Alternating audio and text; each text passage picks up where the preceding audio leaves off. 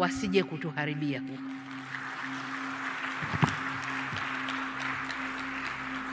Tusitowe nafasi. Walishaharibu kwao, walishavuruga kwao. Nchi iliyobaki haijaharibika. Watu wako na usalama na amani na utulivu ni hapa kwetu. Kuna majaribio kadhaa. Niwaombe sana vyombo vya ulinzi na usalama na nyinyi wasimamizi wa sera zetu. Jana kuna stories zimezuka sana. Na stories zenyewe kuzuka, Watanzania wamekuwa wanatukana Kenya. Na Wakenya wamerudisha yale matusi kwa Mama Samia, manake juu Mama Samia alisema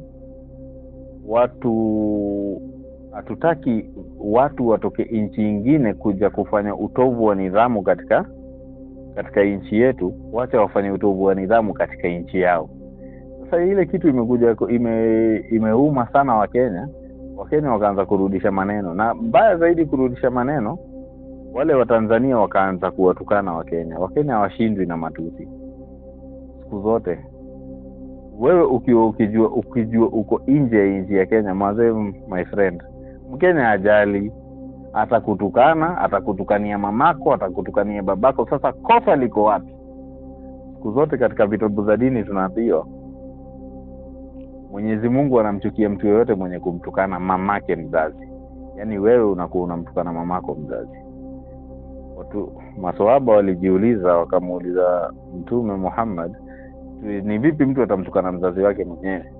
Akawaambia ni vile vile ambapo kwamba wewe utamtukana mzazi wa mtu mwingine, alafu huyo mtu akarudisha lile kosa kumtukana mzazi wako, inakuwa ni wewe mwenyewe umejitukania mzazi. Sasa swali kubwa liko hapa.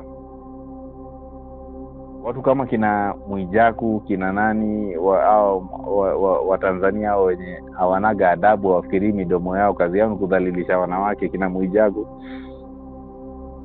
wao wanaanza kurudisha matusi katika Kenya. Mwijaku mwenyewe mpaka juzi alikaa juzi tu hapa baada ya vurugu ya Diamond na Willy Paul, alikaa akamwambia Willy Paul ati hataona 2025. Mimi nashangaa mpaka waleo na shindo huu ni mwaka gani? Manake alijipe kazi ya umalaika na akajipe kazi ya Mungu kujua ni nani ataingia 2025 na ni nani hataingia. Jamani, tuacheni kuvurugana. Hizi inchi mbili ama inchi tatu hizi za East Africa, hizi inchi ni mandugu, ni inchi moja. Inchi hii ni inchi moja. Kwa hivyo ukijifanya utatoa matusi Tanzania uweke Kenya, ni kujitukana tu, unajitukana mwenyewe. Ikiwa utatoa matusi Kenya uwatukane wa Tanzania, ni kujitukana, unajitukana. Tuacheni kuwaste time. Wallahi mimi nawaambia hata leo hata kesho hakuna Mtanzania hatawe jua kutukana aje. Hakuna Mtanzania iweza mshinda Mkenya kwa matusi.